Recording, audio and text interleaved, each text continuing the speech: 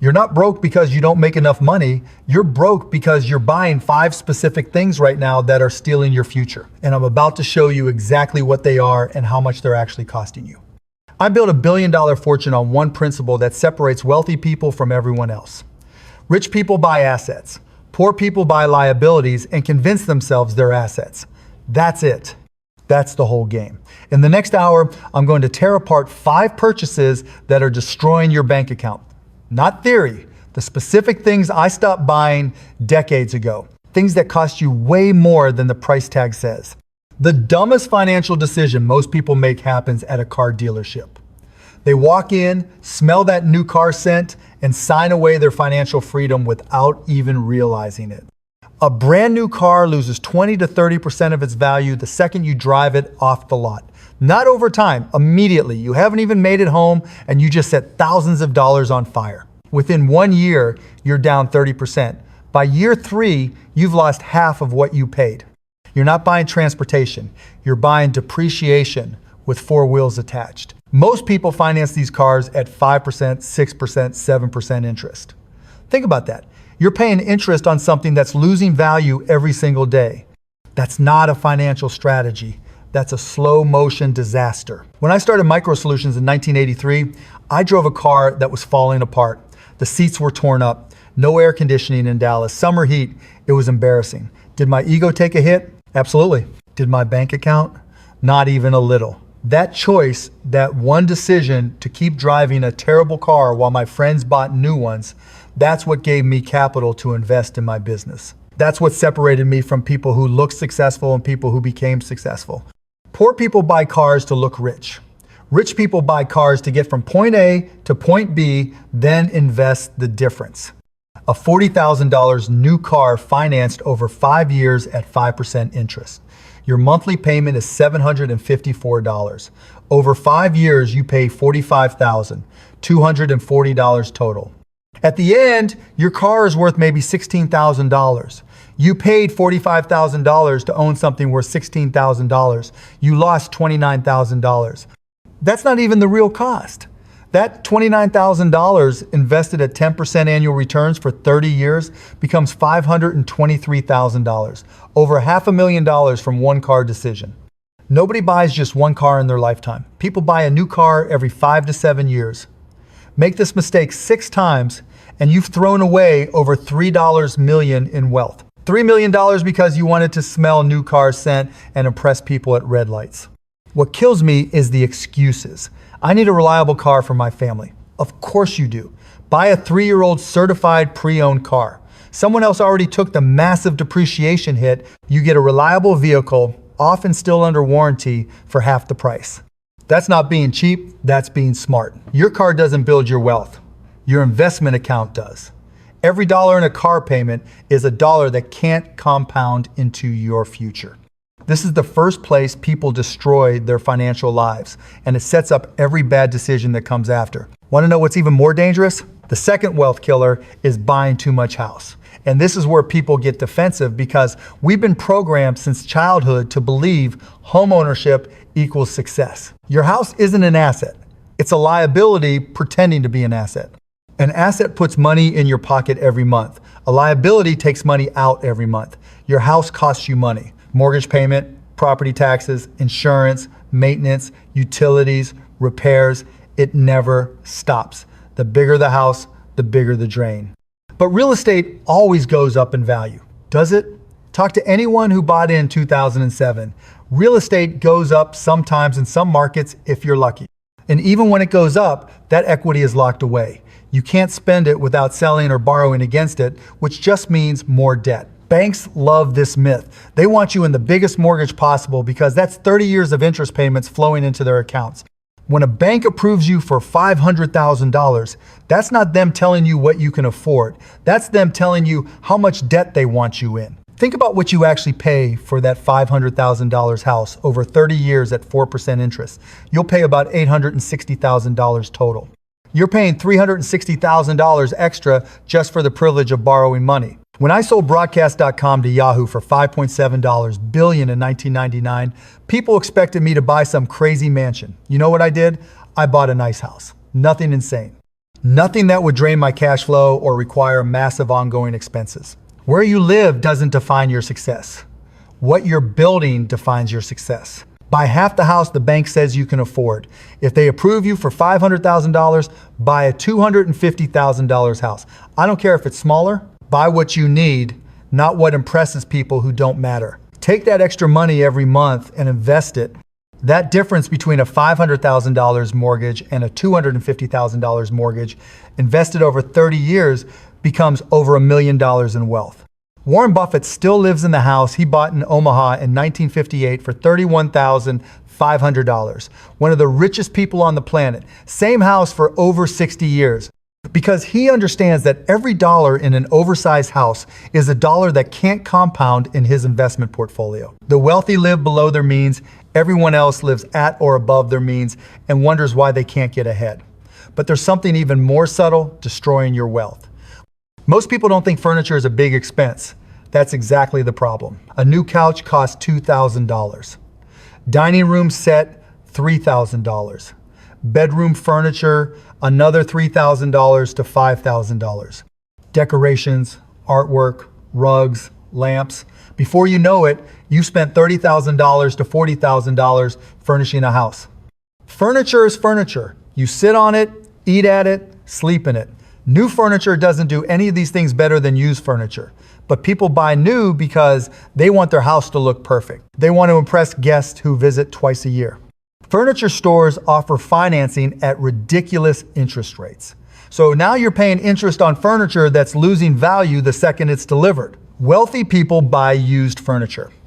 Estate sales, garage sales, online marketplaces. Quality pieces at a fraction of retail. Or they buy new furniture slowly over years with cash. Take someone who spends $30,000 furnishing their house new versus someone who spends $10,000 buying used. That $20,000 difference invested at 10% returns for 30 years becomes $349,000. Over $250,000 from buying used furniture instead of new. Most people won't do this. Their ego costs them hundreds of thousands of dollars because they think used furniture is beneath them. When I was starting out, every piece of furniture in my apartment came from garage sales or hand-me-downs. Nobody cared. What it did was leave me with cash to invest in things that actually grew in value. Stop buying new furniture. Buy used, buy slowly, buy only what you need. But you know what's even more insidious? It happens in small amounts, so you don't even notice the damage. Technology companies have turned you into addicts. And the drug they're selling is the latest gadget. New iPhone every year. Latest laptop when your current one works fine. Smart home devices, gaming systems, tablets, smart watches. All the tech that's obsolete before you finish paying for it. A new iPhone costs $1,000 or more. Every single year a new model drops. What if you bought a new phone every 2 years instead of every year? That's $500 a year saved. Over 40 years, that's $20,000. But that's $20,000 invested at 10% returns for 40 years. That becomes $979,000. Almost $1 million from not upgrading your phone every year. I use a flip phone. Makes calls. That's all I need. People think I'm crazy. My flip phone costs almost nothing. Never needs upgrading. Doesn't distract me. It's a tool that does one job. You don't need a flip phone. But you don't need the latest model of everything either. Keep your phone for 4 or 5 years instead of 2. Buy last generation tech at a discount. When I was building broadcast.com, I used whatever computer got the job done. Didn't matter if it was the newest model. What mattered was that it worked. Technology is a tool, not a status symbol. Companies trained you to see it as identity. Every upgrade cycle is another chance to extract money from your pocket while you tell yourself you need it. Stop buying the latest tech. Use what you have until it breaks or becomes genuinely obsolete. Every dollar not spent on gadgets is a dollar that compounds into real wealth. But there's one thing that might be even worse. This is going to make people angry. Luxury experiences you can't afford. Expensive vacations, first-class flights, 5-star hotels, VIP concert tickets, luxury cruises. All the experiences that people defend by saying life is short, you can't take it with you, I'm making memories. Life is short. You should enjoy it. But there's a difference between enjoying life and destroying your financial future for Instagram photos. A luxury vacation costs $10,000 to $15,000 easily 1 week of your life. Then it's over, and you have photos and memories and credit card debt. People spend $10,000 on a vacation, then say they can't afford to invest. They have no money for their retirement account, but they have money for a luxury cruise. The priorities are completely backwards. Take someone who spends $20,000 a year on luxury vacations. That's $600,000 over 30 years spent on trips. But if they took budget vacations instead for $5,000 a year and invested the other $15,000 at 10% returns, that becomes $2.4 million. That's generational wealth versus broke retirement. That's financial freedom versus working until you die. I've never taken an expensive vacation. I've traveled for business, but I never felt the need for 5-star hotels or first-class flights. A hotel room is a place to sleep. A first-class seat gets me to the same place at the same time as economy. Budget vacations create just as many memories, sometimes more. The best memories aren't about how much you spent. They're about who you were with and what you experienced. Take vacations you can afford. Travel. Enjoy life. But do it without destroying your financial future. The freedom that wealth provides lasts way longer than any vacation. Real luxury is not worrying about money when you're 70. Real luxury is having options. Real luxury is freedom. Stop buying experiences you can't afford. Enjoy life within your means and invest the difference. But understanding why people make these mistakes, that's where it gets interesting. I met Aaron Krause on Shark Tank. He invented Scrub Daddy, that smiling sponge you've probably seen. Smart guy, great product. But what made Aaron different wasn't his sponge. Before Shark Tank, Aaron was making good money, 6 figures. And like most people making good money, he was spending it all. New cars every few years, big house, latest everything. Expensive trips, living the life everyone thinks they should live when they're successful. Then his company hit problems, needed capital to grow, and Aaron realized he had nothing. Making 6 figures for years and had almost nothing in the bank because it all went to lifestyle. That's what brought him to Shark Tank. He needed $100,000 for 10% of his company. I invested, gave him $200,000 for 20%. Best investment I've made on the show. Scrub Daddy has done over $670 million in sales. But the lesson isn't about the sponge. After that experience, after almost losing his company because he had no cash reserves, he completely changed how he spent money, downsized his house, bought used cars, stopped the luxury spending, and that's when his wealth exploded. Not because he was making more money, because he stopped bleeding it on things that didn't matter. He went from looking successful to being successful. I see this constantly on Shark Tank. Entrepreneurs who make decent money but are broke because they spend it all. They think because they're making 6 figures, they should live like they're making 6 figures. Wealthy people think different. They live like they make half what they make and invest the rest. Aaron gets it now. He could afford any car he wants, any house, any vacation, but he doesn't buy them because he understands what I understood decades ago. Every dollar in lifestyle is a dollar that can't compound into more wealth. Most people choose wrong. Aaron almost did. He caught himself just in time. Want to know what's really happening when you make these 5 purchases? When you buy a new car, you're not buying transportation. You're buying the approval of strangers at red lights.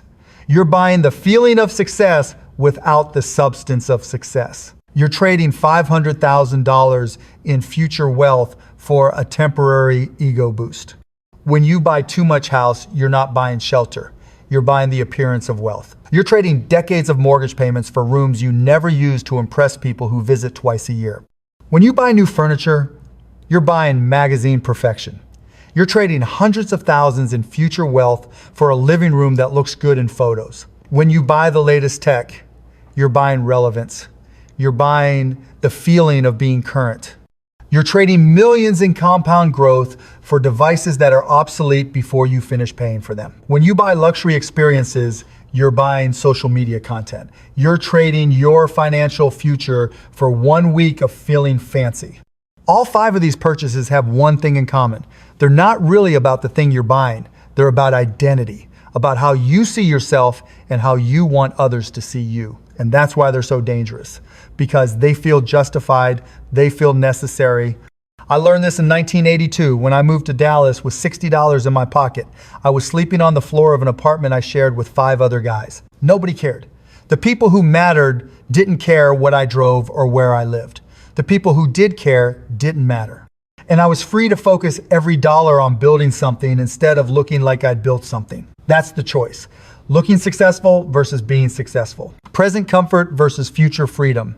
Most people choose present comfort every time. The stuff you buy is defining your future right now. Every purchase is a vote for the person you're becoming. Every dollar spent is a dollar that can't compound. Want to know exactly what these choices cost? Take an average person making $75,000 a year. Watch what happens with these 5 purchases over 30 years. New cars every 5 years. $35,000 financed each time. That's $650 a month in car payments. If they bought reliable used cars instead and invested that $650 monthly at 10% returns, that becomes $1.4 million. House at top of budget versus modest house, that $800 monthly difference invested over 30 years becomes $1.7 million. New furniture every 10 years versus used, that difference invested becomes $800,000. Latest tech constantly versus buying smart. That difference invested becomes $200,000. Luxury vacations versus budget travel. That $10,000 yearly difference invested becomes $1.8 million.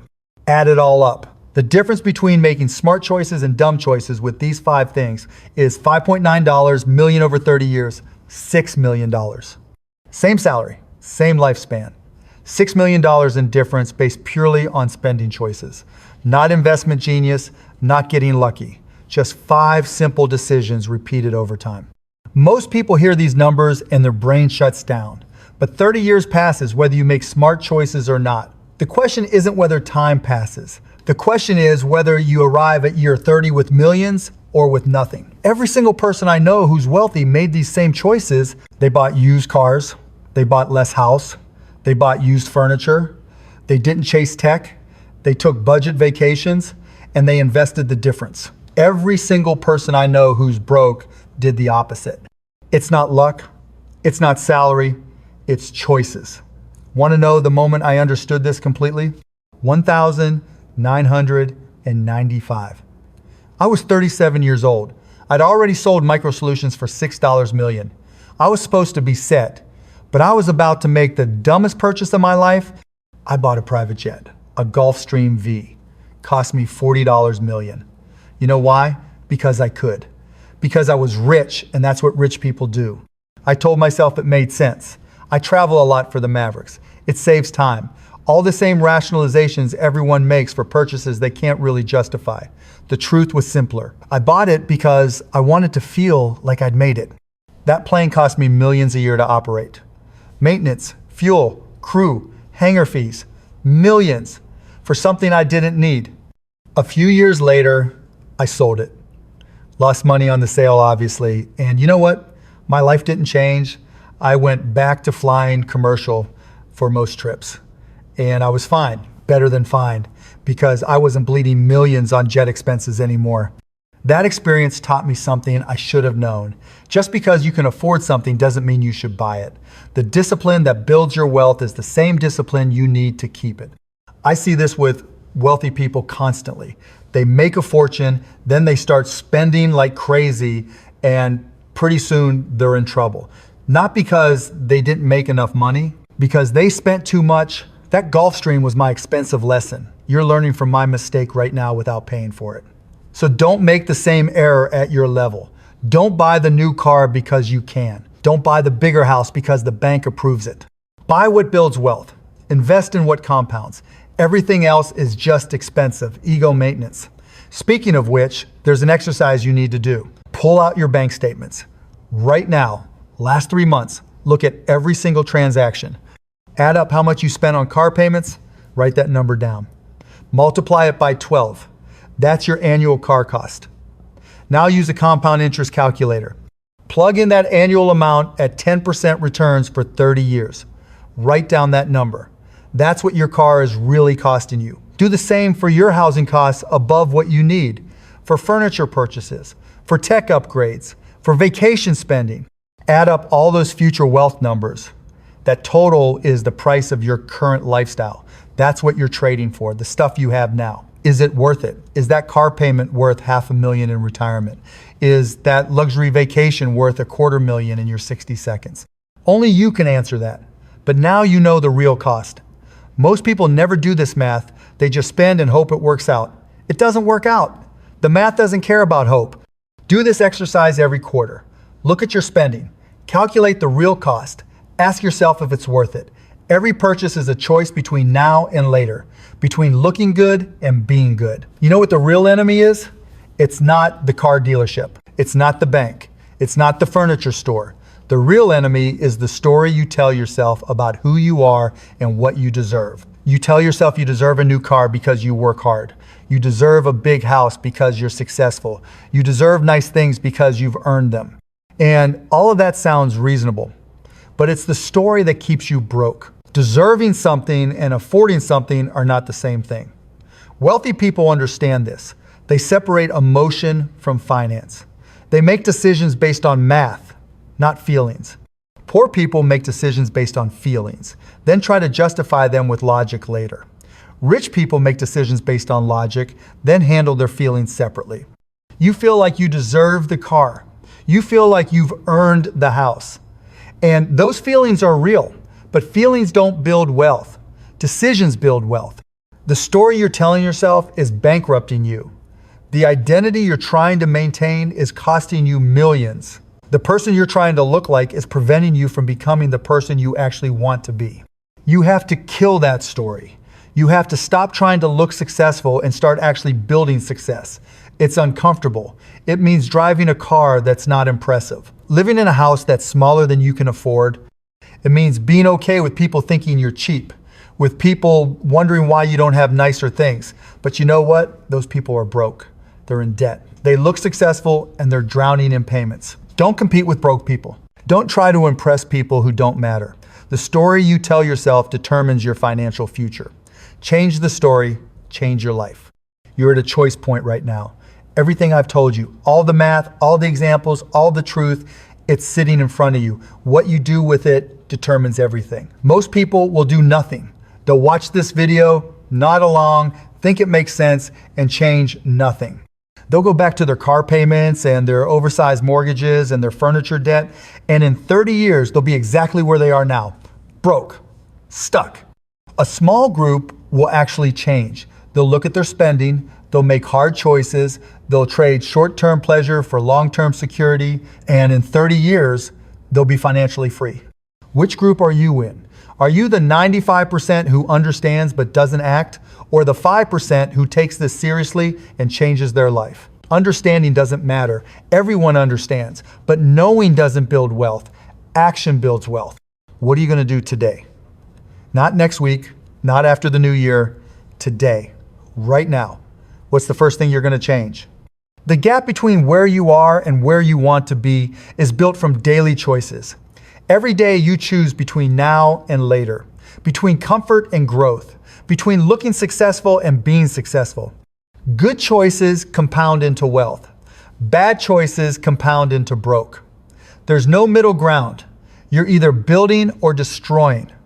Every day, every choice. The ultimate truth about these 5 purchases is what they cost you, not in dollars, in freedom. Every car payment is freedom you're trading. Freedom to quit a job you hate. Freedom to take a risk. Freedom to say no to opportunities that don't serve you. Every oversized mortgage payment is freedom you're trading. Freedom to retire early. Freedom to travel when you want. Freedom to help your kids. Every furniture purchase, every tech upgrade, every luxury vacation is freedom you're trading. Freedom to make choices based on what you want instead of what you can afford. Freedom to live without financial stress. That's what's really at stake. Not stuff, freedom. These 5 purchases aren't just buying things, they're selling your freedom. They're trading years of your life for temporary pleasure. Once you see it that way, once you understand that every purchase is a freedom transaction, the choices become obvious. Do you want the car or do you want freedom? Do you want the big house or do you want freedom? I chose freedom a long time ago. That's why I drive a regular car. That's why I live in the same house I bought decades ago. Not because I can't afford them, because freedom costs more than any of them. You can make the same choice.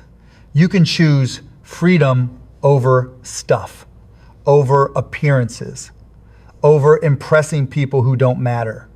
That choice is available right now, today. Which do you want more? The car or the freedom? The house or the freedom? The stuff or the freedom? I've given you everything you need. The 5 purchases destroying your wealth.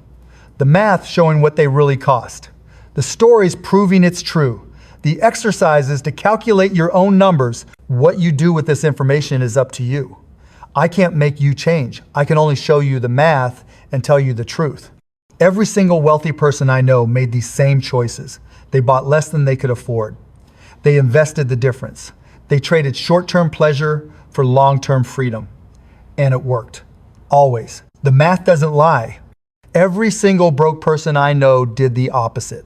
They bought everything they could afford and then some. They invested nothing. They traded their future for their present, and it failed. Always.